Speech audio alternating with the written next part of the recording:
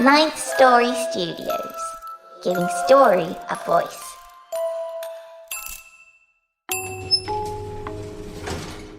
Welcome to the lift. Get ready to take a ride.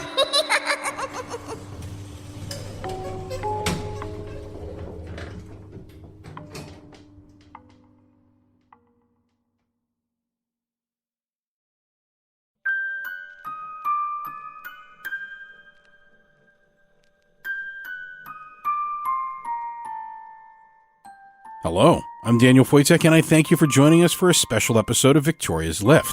Today we're presenting the third chapter of our 10-part miniseries by Christopher Long, entitled To Those Who Thrive in the Dark.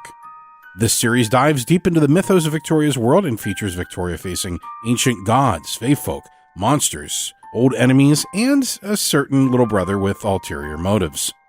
Before we get started today, a big thank you to those who are supporting the show. Those supporting the show at the $5 a month level and above hear these episodes before anyone else. And honestly, it's you, the supporters, that make this show possible. If you're not yet supporting the show and you'd like to do that, you can do so at patreon.com/Victoria's Lift. And in case you didn't know, this series will also be released as a novella at the end of the run with an expanded story that takes us deeper into Victoria's world. Now, hold on tight and let's go for a ride into the shadows on Victoria's Lift.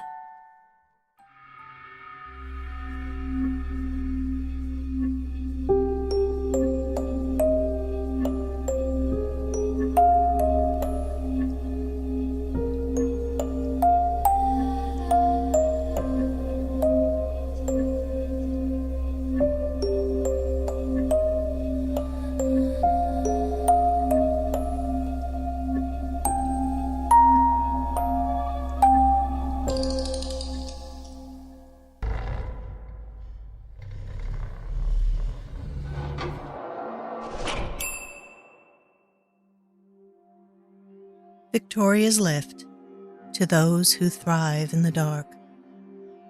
Chapter 3, Kanonsionni, by Christopher Long. What do you want? You've been hiding this room from me, again, haven't you?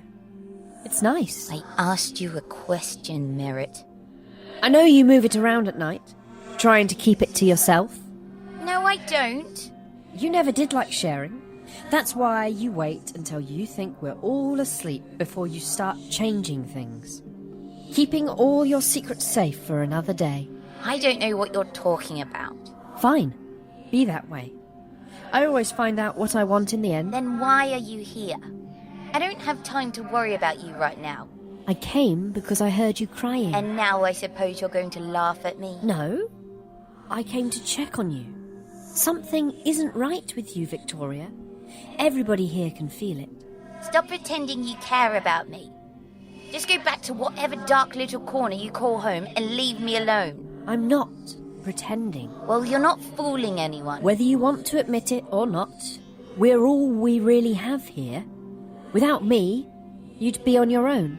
If you're all I have, then I am on my own. Who else is there? The cats? Your little helpers? Out in the big wide world? None of your friends ever stick around for long. Most of them probably forget you as soon as they step out of your lift. If it wasn't for me, you'd be completely alone here. I am not alone. Don't stamp your foot at me. I'm your brother.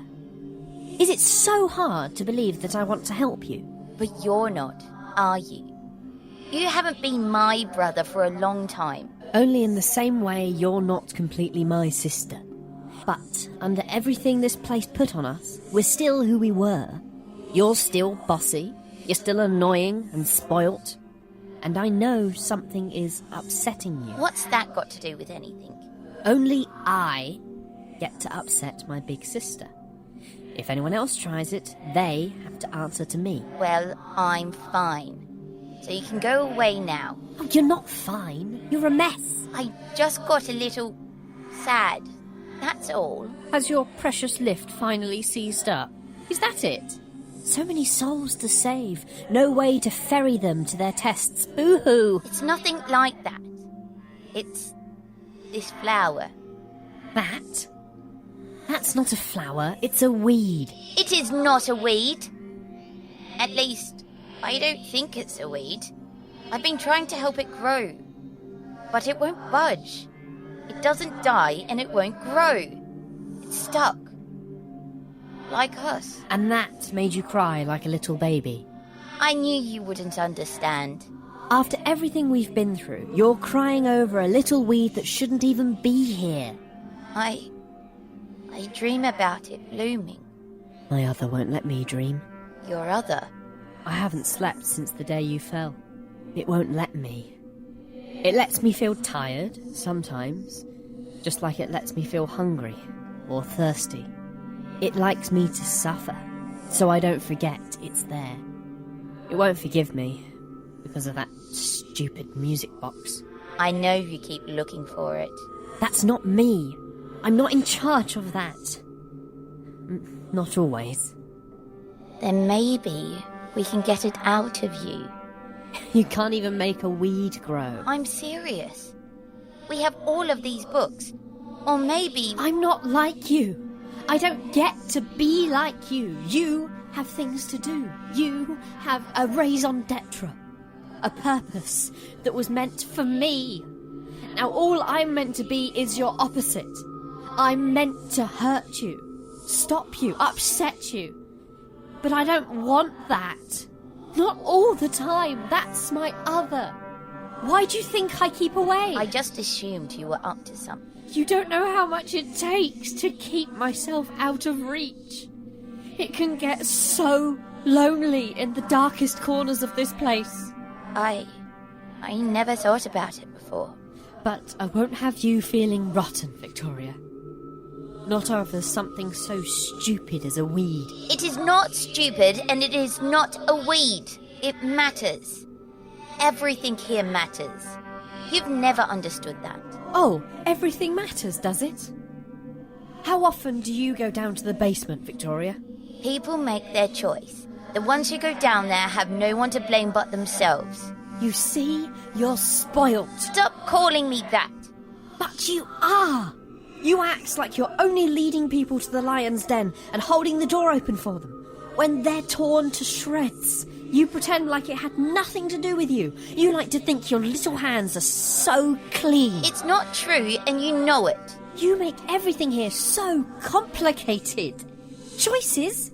Who needs to waste their time on choices?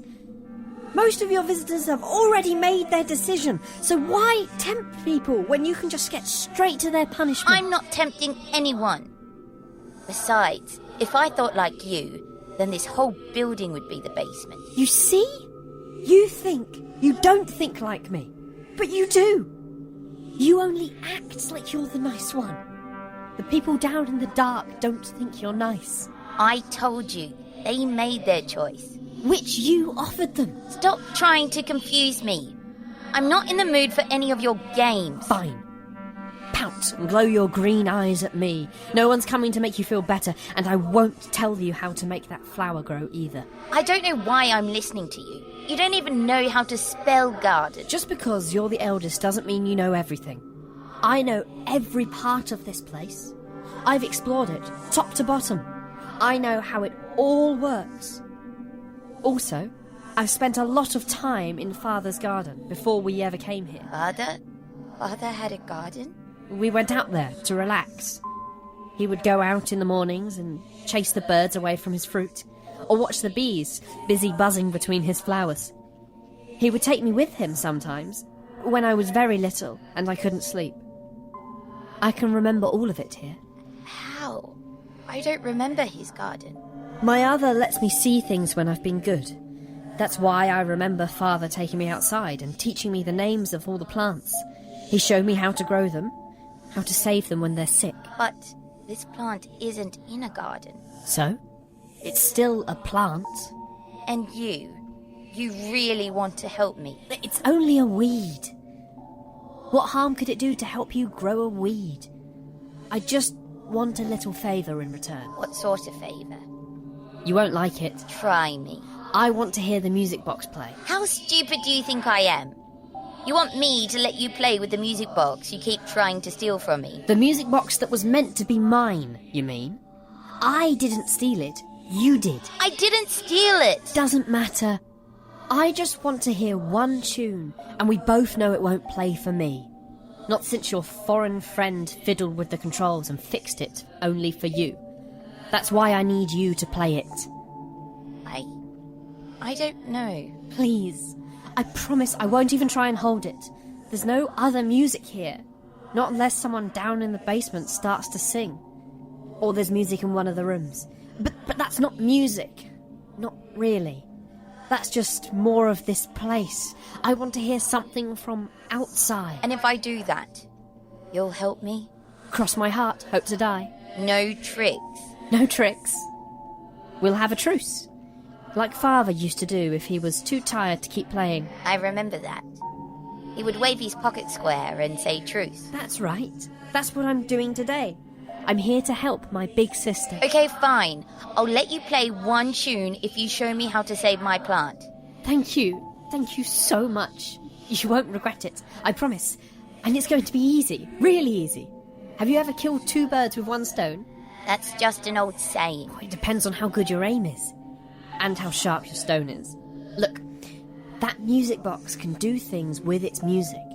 You've seen it happen. So turn the handle, hold the lid open, and play something to your weed. It'll grow, and I'll get my tune. It can't be that simple. I don't know why you didn't think of it yourself. Look at the lid. The tree. Of course. See?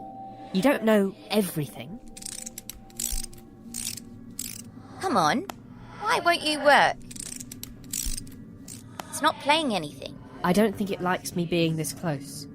So I'll stand outside the door. But you wanted a tune. I'll still hear it. You can't blame it for not trusting me. You don't trust me. I'd like to trust you. Ready? I know we don't like him. And I know we can't exactly trust him. But he looks so lonely. And he came to check on me. He's never done that before. Maybe he's trying to tell me that I'm all he has here. Please do this for me.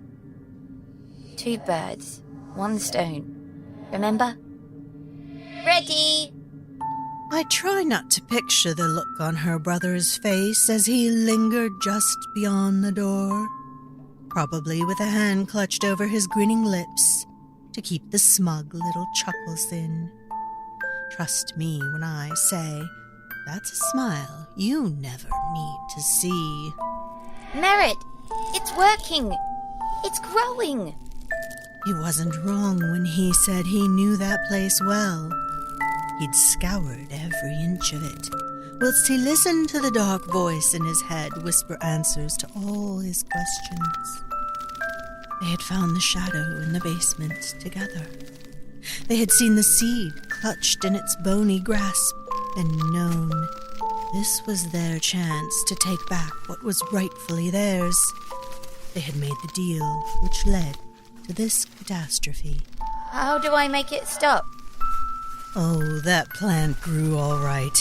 It grew roots like elephant trunks or tentacles, branching with the strength of wrecking balls. It didn't just grow, it stampeded. It writhed, it invaded. Everything it touched was demolished, left as little more than crumbling shreds. The walls, the floors, everything gave way to the monstrous tree born from old magic. No! That smug little monster must have known he was about to win the minute he heard her drop her music box. I can reach you if I just... But it was no use. Our little hero was desperate. She was reaching too far. She'd forgotten to check her footing. Ah! She was lucky she managed to grab that remaining splintering floorboard. Not that it would buy her a lot of time. Merritt, help! I can't hold on! Oh dear! Has someone dropped this fine-looking music box? Not that anyone present was likely to help her. Thank goodness I remembered to keep hold of this old crank when that inventing friend of yours got all creative. This isn't you. I know this isn't you. You have to fight your darkness. Be cold and true. You had such a strong grip last time, clinging to my music box. Let's see how strong you are now. We've all seen brothers and sisters tormenting each other through one game after another. Well, there was murder in this game. There was hatred in this brother's eyes that could have burned 100 forests as he raised his heel over his sister's failing grip and stamped down hard. This little piggy went to market. Merritt, don't do this. This little piggy stayed home. I can't hold on. Victory is rarely a pretty thing, but that day, in that place, victory was an aberration. It was a sour rain full of destruction and pain and splinters. This little piggy had roast beef. Please. And this little piggy had none. And that day, for the second time in her life, the little girl fell so far that she felt like she would never hit the ground. And all the time she fell, she knew this was only happening because she wanted so desperately to trust someone she used to love, and still did, despite the many reasons she shouldn't.